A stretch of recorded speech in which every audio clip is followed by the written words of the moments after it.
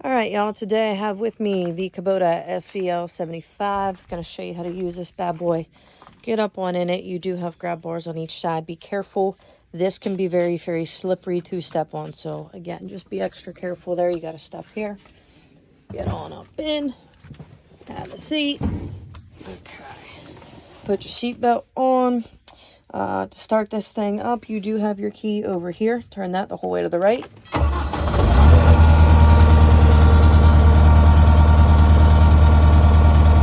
You can adjust your seat down here. You have two safety levers. These need to come down onto your lap for the machine to be able to engage. Also, this green button over here, that's an unlock. You have to click that to unlock the machine, again, for it to engage.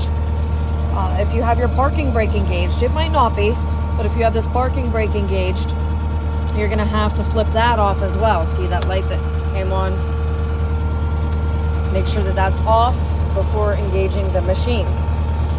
Attachments, if you have any attachments that need released or added, your quick attach is over here. You can unlock and lock. You need to have the attachment or the bucket down on the ground like it is now before you go to release or add an attachment. You can't just do it from the air. This button over here, this is your regen button. Do not touch this button no matter what you do.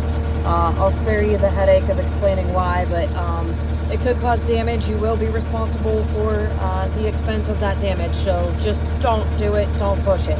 Simple enough. There's your seatbelt. You have a cup holder back here. Your lights, this is a three-way switch as I'm calling it on the machine. You have your headlights, then you can flip it again and you have your rear lights. So that's your lights.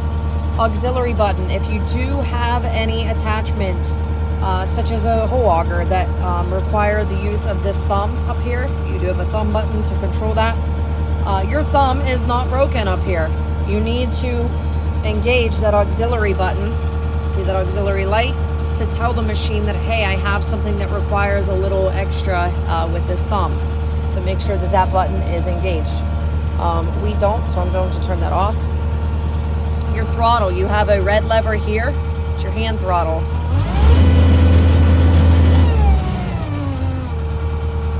You also have a foot pedal down here. That's also your throttle. So those are synonymous. You can work those together. This is your left joystick and your right joystick. Really shouldn't need to mess with any of these buttons right now. This thumb is pretty much all you're going to need, and again, that's only certain attachments. It's not going to apply to just the bucket. As far as how to move the machine, bear with me, y'all. I'm doing this with one hand.